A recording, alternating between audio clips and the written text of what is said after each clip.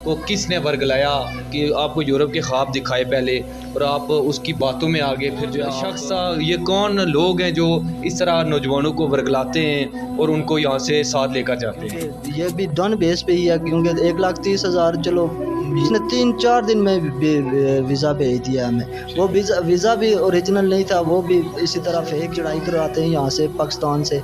तो आगे अच्छा, ये टोटल वे कौन सा था? आप कितने जो है वो मुल्कों से होकर जो है वो लीबिया तक पहुँचे?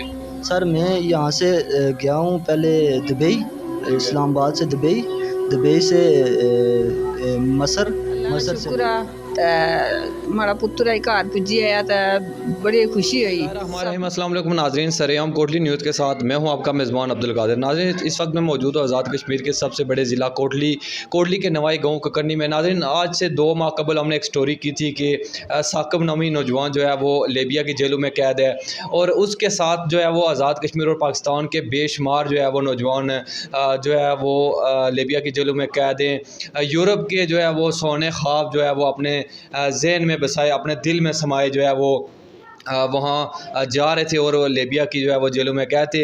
आज जो है वो साकिब जो है वो रिहा हो गया है, आज अपने घर पे पहुँचा है। तो इनसे बात करेंगे कि ये मामला क्या था, ये कैसे वहाँ तक पहुँचे, इनका ये सफ़र जो है वो ये मुश्किल सफ़र जो है वो इन्होंने कैसे तय किया, इन्हीं की ज़ुबानी जानते हैं। अस्सलाम वालेकुम। वालेकुम सलाम। सबसे पहले साकिब, आपको मुबारक हो कि आपकी रिहाई हुई है आज। क्या तफसीलात हैं कि आपको किसने वर्गलाया कि आपको यूरोप के ख्वाब दिखाए पहले और आप उसकी बातों में आ गए। फिर जो है आप अपना घर छोड़कर बाल बच्चा आप यूरोप के सोने ख्वाब जो है वो लेकर जा रहे थे और रास्ते में जो आप पकड़े गए 9 माह और कुछ दिन जो है वो आपने जेल में गुजारे। तो ये कौन शख्स था, ये कौन लोग हैं जो इस तरह नौजवानों को वर्गलाते हैं और उनको यहाँ से साथ लेकर जाते हैं? सर सबसे पहली बात तो ये है कि हमारा दोस्त ही था जिसके पास हम बैठते थे, खाना चाय पीते थे। खालिद नाम का लड़का था, बड़ाली का रहने वाला है। वो दोस्त ही था हमारा, हम उसके पास बैठते थे, चाय वगैरह पीते थे। उसने होटल रखा हुआ था, तो उसने मेरे साथ इसी तरह बात की कि लीबिया के वीज़े हमारे पास, हमारा एक रिश्तेदार है मंजूर नामी शख्स है जो जूने का रहने वाला है। तो उसने कहा कि वो हमारा रिश्तेदार है, उसके पास वीज़े हैं, 20 बंदों को वो भेज रहा है, तो आप हमें पासपोर्ट दो, हम आपको भेज देंगे लीबिया, उधर काम बहुत है, तो आप ऐसा करें कि हमें पासपोर्ट दें। मैंने उससे कहा कि कितना ख़र्चा आएगा? उसने कितना आ जाएगा? हाँ, उसने कहा कि तकरीबन 6 लाख रुपया ख़र्चा आएगा, तो उधर काम बहुत है, आप 1.5 से 2 लाख रुपया एक माह का कमाएंगे। तो मैंने कहा चलो ये अच्छी बात है, अगर 1.5-2 लाख रुपया, यहाँ पे मैं 50,000 कमाता था, गाड़ी रखी हुई थी, तो मैंने सोचा चलो कुछ ज़्यादा कर लूँ। तो इस तरह से मैं उसकी बातों में आ गया, तो मैंने उसे पासपोर्ट दे दिया। पैसे भी कुछ कितने पैसे उसने जो है वो आपसे एडवांस लिए और कितना मायदा हुआ कि ये पैसे में वहाँ पे पहुँच के आपने देने होंगे? मैंने उसे एडवांस जो है ना 1,30,000 रुपया दिया, ठीक है। बाकी उसने कहा है कि जो बाकी पैसे हैं ना, ये आपने लीबिया में ले के जाने हैं, उधर वो लेंगे आपसे। तो मैंने कहा चलो ठीक है, क्योंकि ये भी डन बेस पे ही है, क्योंकि 1,30,000 चलो ये कोई बंदा बर्दाश्त भी कर लेता है अगर कोई नुकसान भी हो जाए तो। लेकिन उसने पहले तो वो डेटें देता रहा कि फ़लानी तारीख को आपको भेजेंगे, फ़लानी तारीख को भेजेंगे। एक दिन मैंने उससे सख्ती से कहा कि यार अगर वीज़ा नहीं है तो आप हमें बता दो। तो उसने कहा कि नहीं ऐसी बात नहीं है, आप 10 दिन का टाइम दें, हम 10 दिन में आपको बुला देंगे। मैंने कहा ठीक है, 10 दिन का टाइम है, आप अगर बुला सकते हैं तो बुला लें। तो फिर उसने कहा कि चलो ठीक है, 10 दिन की बात होगी। 10 दिन के बाद उसने 3-4 दिन में वीज़ा भेज दिया हमें। वो वीज़ा भी ओरिजिनल नहीं था, वो भी इसी तरह फेक ही काम था, क्योंकि सिर्फ चढ़ाई करवाते हैं यहाँ से पाकिस्तान से। तो आगे अच्छा, ये टोटल वे कौन सा था? आप कितने जो है वो मुल्कों से होकर जो है वो लीबिया तक पहुँचे? सर मैं यहाँ से गया हूँ पहले दुबई, इस्लामाबाद से दुबई से मसर से लीबिया। अच्छा, तो लीबिया जब आप पहुँचे तो वहाँ कितने दिन आपने स्टे की है? लीबिया में लीबिया में तकरीबन 4 माह रहा हूँ। 4 माह नहीं, आप जो जब वहाँ लीबिया पहुँचे आपके पास वर्क परमिट तो होगा, ज़ाहिर है आपका वीज़ा था। एजेंट ने तो आपसे यही कहा था कि आप वहाँ पे काम करेंगे, 1.5-2 लाख रुपया पाकिस्तानी कमाएंगे महीने का। तो आपने उस 4 महीनों में कोई काम किया है? सर मैंने 1 माह काम किया है उधर, तकरीबन 27 दिन या 28 दिन काम किया है। वो भी 1 दिन लेके जाता था। 4 माह में 1 महीना काम किया है, वो भी मुझे पैसे नहीं मिले। अच्छा आप ये बताओ, आप पकड़े कैसे गए, उनकी जेलों में कैसे गए? सर जो हमारा एजेंट था ना, उसने कहा कि इधर काम नहीं है। मैंने भी देखा 3-4 माह हो गए मुझे यहाँ पे। 1 माह मैंने काम किया, जो 60-65 हज़ार रुपया बनता है वो मैं घर वालों को भेजूँ। 4 माह में 60 हज़ार या 50 हज़ार में घर वालों को भेजूँ, इससे क्या बनता है 4 माह में? तो मैंने कहा यार यहाँ पे काम नहीं है, आप मुझे काम लगवाओ। उसने कहा जी मैं कोशिश करता हूँ आपको शिरके में लगा देता हूँ।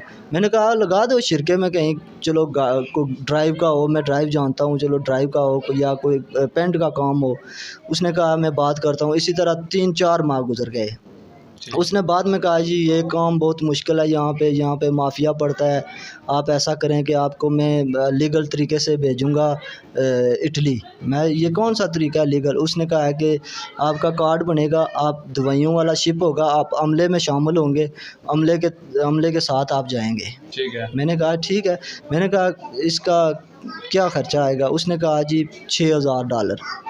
मैंने उसे कहा कि $6000 मेरे पास तो नहीं है, क्योंकि मैं तो जो पीछे था वो भी बेच कर आया हूँ, कुछ कार लेके आया हूँ। तो उसने कहा चलो कोशिश करें, आप थोड़ा कम कर दूँगा आपके लिए। तो इसलिए उसने कहा कि फिर $5000 पे बात होगी, $5000।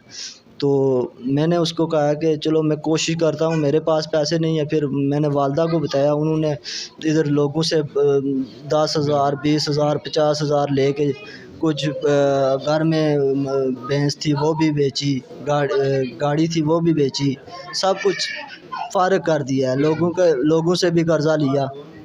तो बस उसने आप जो आपकी कश्ती थी, जब आपको बिठाया गया, आपको वो कार्ड बना के दिया उन्होंने, जो मेडिसन वाली कश्ती आप कह रहे हैं? सर कार्ड की बात तो हुई नहीं है वहाँ पे। हमने जब बात की ना, तो वो जो लीबी था ना, वो तो खुद आया ही नहीं है ना, जो हमारा एजेंट था वो तो खुद आया नहीं है। वहाँ पे लीबी था, उसने गन पॉइंट पे कहा है कि सब बैठो कश्ती में। तो हमें मजबूरी बैठना पड़ा, क्योंकि गन पॉइंट पे ज़ाहिर है बंदा क्या कर सकता है। तो उसने हमें बिठाया, तो उसने फिर कश्ती चला दी। ठीक है। अच्छा जब आप जेलों में आपको रखा गया, वहाँ पे उनका रवैया कैसा था, आपके साथ कैसा सलूक करते थे? जेल वालों का रवैया ठीक था, उन्होंने हमें बिल्कुल अच्छे तरीके से रखा। खाना थोड़ा देते थे, लेकिन वो बंदा जिए या मरे बस ऐसा ही था कि सिर्फ सांस लेता रहे। ठीक है। तो बाकी उन्होंने अच्छा ब्रीफ किया हमारे साथ। यूएन वहाँ पे आता था, उन्होंने हमें खाना भी दिया, कपड़े भी दिए, ये वो उन्होंने हमारा अच्छा ब्रीफ किया। अच्छा जब आपका वापसी का जो है वो प्लान बना, ये कैसे बना?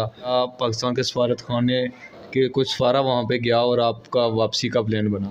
सर सफ़ारे से हमने 9 माह रब्ता करते रहे। सफ़ारे से फंदियों से फ़ोन लेके, जो वहाँ पे पुलिस थी ना, उनसे फ़ोन लेके हम सफ़ारे को करते रहे, क्योंकि वो हमें कहते थे कि आपका सफ़ारा आएगा आपका हल होगा, अगर सफ़ारा नहीं आएगा आपका हल नहीं होगा। सफ़ारे से हमने बहुत दफ़ा रब्ता किया, उन्होंने कहा जी हमें इजाज़त नहीं है वहाँ पे जाने की, क्योंकि हम तराबलस से बाहर नहीं जा सकते, हमें इजाज़त ही नहीं है। हमने बहुत कोशिश की उनको बुलाने की, लेकिन वो नहीं आया सफ़ारा वहाँ पे। तो आप जो आप आए हो, ये कैसे आप मुमकिन हुआ आना? ये सर यूएन ने हमें भेजा है, यूएन ने हमें डिपोर्ट किया है, क्योंकि प्रोसेस हमारा सब यूएन ने किया है। क्योंकि जो हमारे पास तो पासपोर्ट थे, जो आउट पास थे ना, वो भी यूएन ने सफ़ारे से लिए हैं। उन्होंने नाम लिखे हैं सब के, वो सफ़ारे को दिए हैं, सफ़ारे ने फिर यूएन को दिए हैं। तो आप जो वापसी पे आपने कौन सा रास्ता अपनाया है? वही जिस रास्ते से गए थे उसी पे वापसी आए या कोई नया? उसी पे तराबलस, वहाँ से आए हम इस्तांबुल एयरपोर्ट पे, वहाँ से फिर इस्लामाबाद। ठीक, इस्तांबुल से आप इस्लामाबाद। अच्छा आप जब उधर थे तो मीडिया ने आपका बड़ा साथ दिया कराई, और तमाम जो है वो लोगों ने, जब आपका पता चला कि आप उनकी लीबिया की जेलों में कैद थे, तो हर बंदे ने जो है वो अपना हिस्सा डाला, कोशिश की। क्या पैगाम देना चाहेंगे उनके लिए? मैं साहब का शुक्रिया अदा करता हूँ, क्योंकि हमारे गांव के जितने भी लोग हैं, जितने भी बड़े बुज़ुर्ग हैं, उन्होंने बहुत अच्छा ताउन किया, हमारे लिए बहुत काम किया है। हर बंदे ने, छोटे से लेकर बड़े तक, सब ने। आपका भी शुक्रिया अदा करता हूँ, इब्रार क्रैशी साहब का भी शुक्रिया अदा करता हूँ, खिज़र अब्बास साहब का भी शुक्रिया अदा करता हूँ। इन्होंने बहुत अच्छा हमारे साथ ताउन किया है। नाज़रीन, ये था साक़िब, जिसकी पूरी दास्तान आपने सुनी कि ये कैसे जो है वो लीबिया के जेलों में रहा, इसका सफ़र कैसे गुज़रा, इसके दिन कैसे गुज़रे। तो अब बात करते हैं साक़िब की वालदा से, उनसे जानते हैं कि अब उनकी फ़ीलिंग कैसी है, उनके तासरात कैसे हैं। नाज़रीन, ये साक़िब की वालदा हमारे साथ मौजूद हैं, इनसे बात करेंगे। अस्सलाम वालेकुम। अस्सलाम वालेकुम। अच्छा, ये गल दसो कि असां पैह्लें तुसें इंटरव्यू कीता सा और उसलै तुसां जेह्ड़ा है ना बड़े रोने से हो साक़िब दी गल्लों, अज्ज अल्लाह ने फजल करम नाल अज्ज पहुंची है घर, क्या फीलिंग ही क्या आने असां अल्लाह ने शुक्र आ ते माड़ा पुत्तर आई घर पुज्जी आया ते बड़ी खुशी होई। सब जेह्ड़ा जिन्ना भाई माड़े पुत्तरै आस्तै दुआ कीती, या जिन्ना माड़े पुत्तरै आस्तै गल्लां कीतियां, माड़े पुत्तरै आस्तै सब कुछ लोकें बहुत दुआई कीतियां ते वास्ते जेह्ड़ा कीता है सारेआं ने बहुत बहुत शुक्रिया है। अच्छा, तुसां ना बड़ा साथ दित्ता, मीडिया बड़ा साथ दित्ता, सियासी समाजी लोकें बड़ा सोहना साथ दित्ता, क्या आने चाਹੁੰਦੇ उन वास्ते? उन वास्ते मैं इ'यां शुक्रिया अदा करनी आं, उ'नें बड़ी मेहरबानी ते बड़ा शुक्रिया अदा करनी आं जे उन्होंने माड़े पुत्तरै आस्तै बड़ी मीडिया आह्लें बी ते बड़े भाई निक्कियां बड़ियां सभना जेह्ड़ा ना उन्होंने बहुत उन्होंने जेह्ड़ा ना उन्होंने मेहरबानी जे बहुत उन्होंने मेहरबानी अज्ज माड़े पुत्तरै आस्तै उन्होंने बड़ा साथ दित्ता ते बड़ा उन्होंने ताउन किया। नाज़रीन, ये थी साक़िब की वालदा, इनसे भी आज जो है वो इनकी हमने फीलिंग देखी कि बड़े खुश हैं, और हत्ता कि ये इलाका जो है वो आज बड़े जिससे भी हम रास्ते में आकर मिलते हैं उसने यही बात किया कि साक़िब उन पर दिली तौर पे खुशी हुई है। पूरा जो इलाका है वो आज उसके अंदर ये खुशी की लहर है। नाज़रीन, मिलते हैं एक नई स्टोरी के साथ। इसी के साथ अपने मेज़बान अब्दुल कादिर को दें इजाज़त। अल्लाह हाफ़िज़।